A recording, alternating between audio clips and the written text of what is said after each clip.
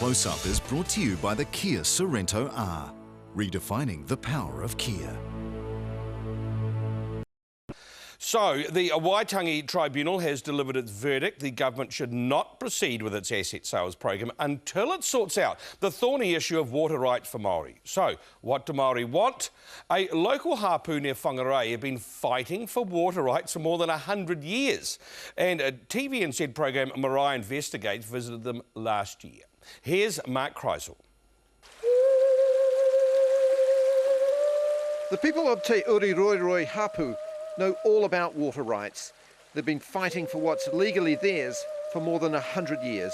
I would fight against any council, any private person, any government for that matter, who comes along and says, yes, we are going to dry you out and that's that. In the 1890s, the Native Land Court granted them the benefit and use of the Poroti Springs. This area here has been in Māori title. This area was reserved in 1895 by our tupuna as a water reserve for the Hapu. But now it seems that everyone but the Hapu can exploit the water for commercial gain. You go to these bloody hearings and, you know, they're talking about something that all the people consider to be theirs, and yet they don't even have a say, you know.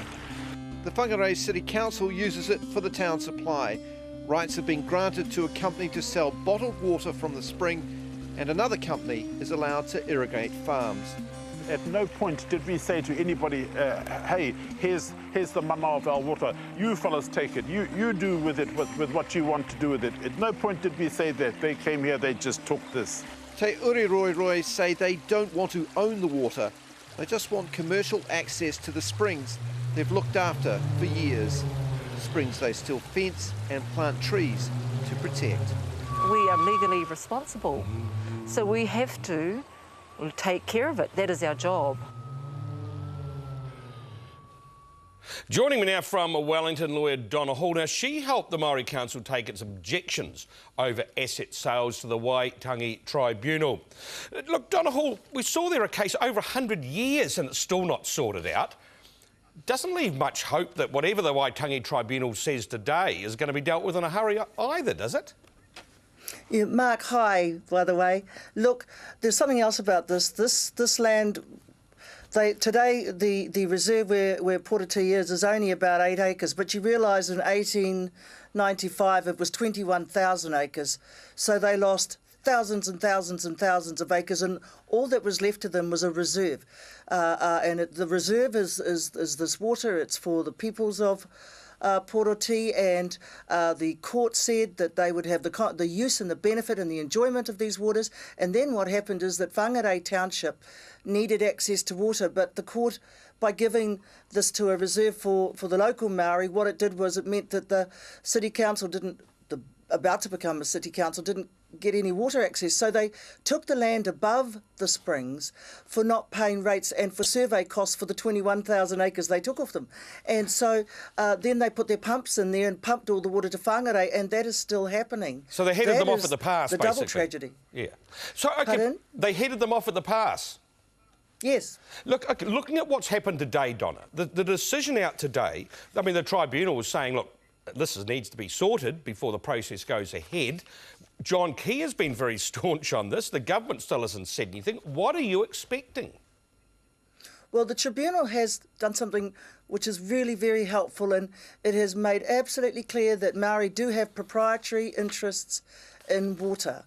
It's made a very firm statement on that, and it has come back and said to the government, you cannot proceed to sell any shares in the companies that use water until there is a better defining of the Maori proprietary interest in water. And you heard on the little shot that you showed there of the Poroti people, their chairman was saying, well, we don't want to go for ownership. Can I just explain this, Mark? Because everywhere I go, people say to me, Donna, what's the difference between ownership of water and a proprietary interest in water? And if I can just very quickly say to you, Mark, it's this.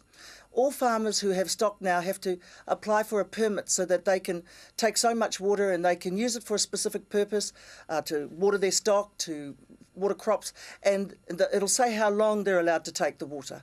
And that's a permit. That permit has value. The farmer isn't claiming to own the water.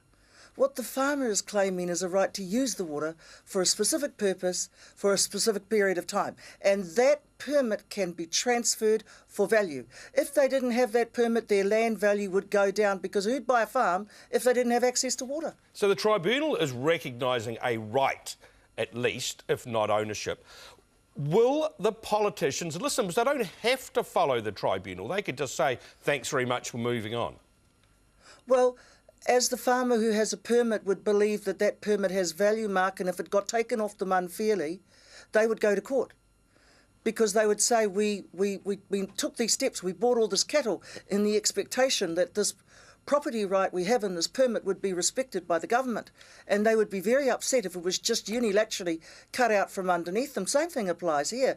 These are proprietary interests, property rights, and that's what's got to be carefully considered in this report that the Tribunal has made a very clear finding about.